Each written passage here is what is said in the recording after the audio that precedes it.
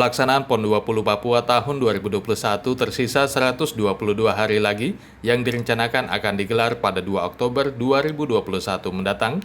Khususnya di Kabupaten Mimika, berbagai kesiapan telah dilakukan di berbagai bidang termasuk bidang kesehatan, di mana harus mempersiapkan segala kebutuhan dalam pelaksanaan PON di masa pandemi COVID-19 yang masih terjadi hingga kini. Dikatakan Ketua Bidang Kesehatan PON 20 Sub Mimika Renol Ubra, setiap venue pelaksanaan PON 20 Sub Mimika akan disiapkan medical station yang didukung dengan tim kerja dan ambulans, serta dalam waktu dekat akan menggelar pelatihan Advanced Trauma Life Support (ATLS) bagi tenaga medis dan kesiapan lainnya. Di masa pandemi COVID-19 ini, untuk pelayanan vaksinasi bagi seluruh tenaga yang terlibat dalam pelaksanaan PON 20 Sub Mimika akan tetap diberikan secara bertahap yang ditargetkan pertengahan September. Semua yang terlibat di PON 20 Sub Mimika telah tervaksinasi Sinovac.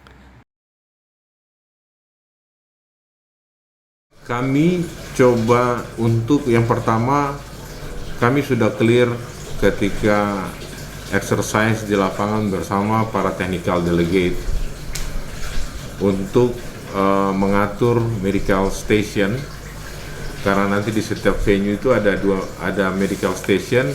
Di medical station itu ada 2 tim yang bergerak.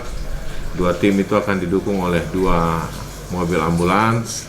Dari 2 mobil ambulans itu 1 unit untuk transport, ambulans transport, satunya lagi nanti untuk mini ICU gitu. Nah, dari 9 cabur dan 12 pertandingan itu kita di Mimika ini kebagian 10 itu risiko tinggi. Nah, saya pikir kita punya tenaga dokter siap. Salah satunya adalah tanggal 15 besok Dinas Kesehatan itu akan menyelenggarakan bekerjasama dengan organisasi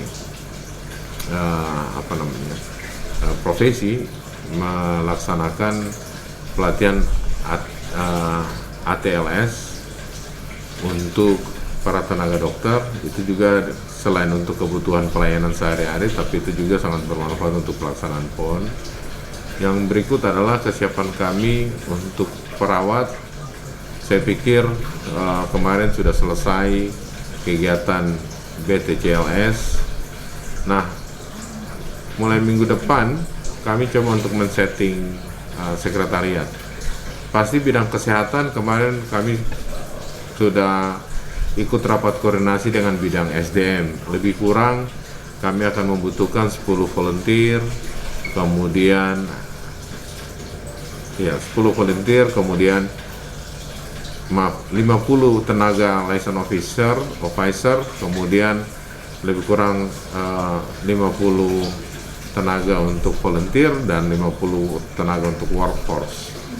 Nah, kesehatan sendiri kami ada melakukan pendekatan dari 4 bidang. Bidang yang pertama adalah bidang informasi kesehatan. Bidang informasi kesehatan ini akan memberikan informasi kepada kontingen terkait dengan layanan, terkait dengan situasi, kondisi kesehatan dari atlet maupun dari kontingen secara keseluruhan. Kemudian ada bidang pelayanan kesehatan dan gawat darurat. Pelayanan kesehatan dan gawat darurat ini, untuk pelayanan kesehatan ada poliklinik yang tersebar sesuai dengan jumlah tempat akomodasi baik itu hotel maupun non-hotel. Kemudian untuk gawat darurat kami ada medical station di venue, kemudian ada medical center itu di rumah sakit. Kami akan menggunakan 4 rumah sakit yang dekat dengan venue, yaitu Rumah Sakit Mitra Masyarakat, kemudian Klinik Wala Kencana, kemudian Rumah Sakit Kasiar Lina. Kemudian nanti ada satu rujukan yaitu RSUD Mimika. Nah, atlet PON itu kan dalam hal pelayanan kesehatan dari PB PON itu sudah bekerja sama dengan BPJS Ketenaga Kerjaan. Jadi nanti para atlet, official, juri yang datang, wasit, pasti kami juga mereka akan terhubung, data kami akan terhubung juga dengan seksi IT di PON. terkait dengan EHAC-nya, Electronic Health Alert Card, terkait dengan sertifikat vaksinnya, terkait dengan kepesertaan BPJS, baik itu kesehatan maupun BPJS ketenagakerjaan. Nah, kemudian yang bidang kedua itu bidang untuk surveillance. Surveillance, di dalam tim surveillance itu termasuk penanganan COVID-19 dan juga malaria. Untuk tim surveillance ini mereka akan memantau penyakit-penyakit yang dialami oleh para atlet, apalagi penyakit yang berpotensi wabah atau berpotensi kejadian luar biasa. Itu kami akan pantau. Untuk COVID pasti ada mulai dari atlet datang sampai di penginapan, prokes itu akan dilaksanakan.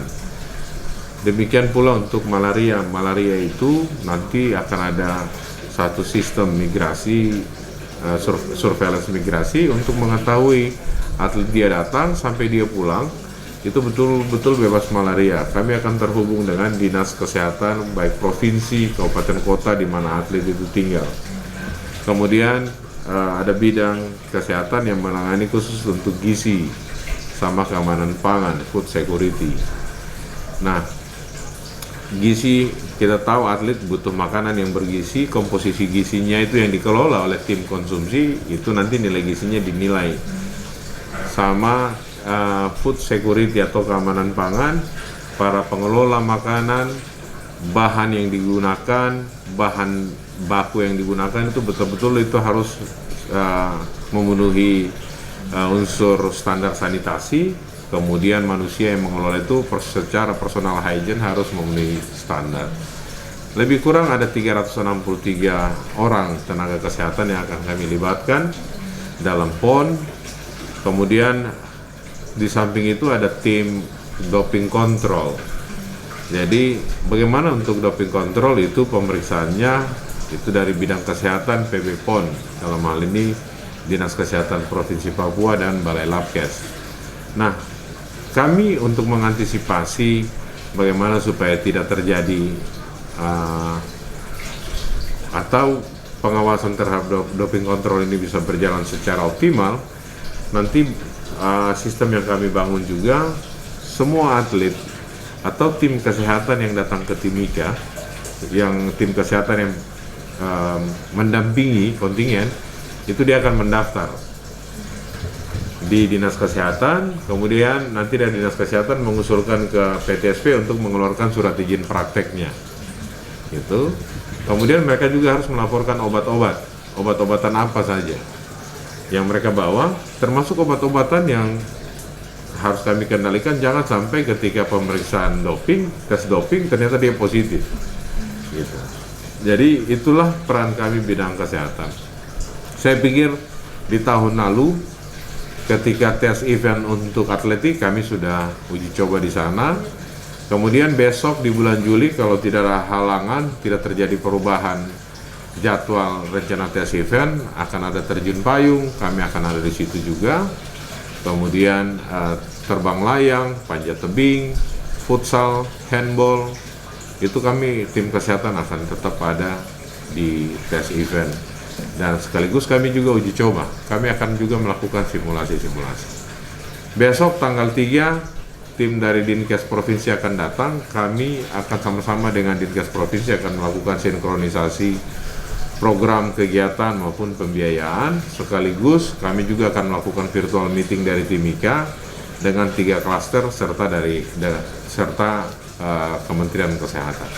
Salah satu hal yang saya pikir kemarin sore kami dengan koordinator, teman-teman koordinator SDM yang sudah kita perbincangkan adalah syarat selain bebas COVID, tetapi juga sertifikat vaksin untuk kriteria rekrutmen tenaga volunteer, tenaga license officer maupun tenaga workforce. Gitu. Jadi 3 jenis tenaga ini wajib juga ada sertifikat vaksinnya. Termasuk teman-teman dari seni budaya. Seni budaya misalnya penari-penari yang nanti akan hadir mengisi acara, kemudian pada saat UPP pengalungan medali itu semua yang terlibat harus divaksin ya. Nah, memang vaksin ini kan kita minta secara bertahap, tapi kami pastikan bahwa sebelum PON dilaksanakan yaitu kalau di Timika lebih kurang pertengahan September semua orang yang ikut terlibat dalam PON termasuk UMKM yang akan ada di stand-stand sekitar venue itu harus divaksinasi. Demikian juga Persipara. Tim Liputan Papua MCTV.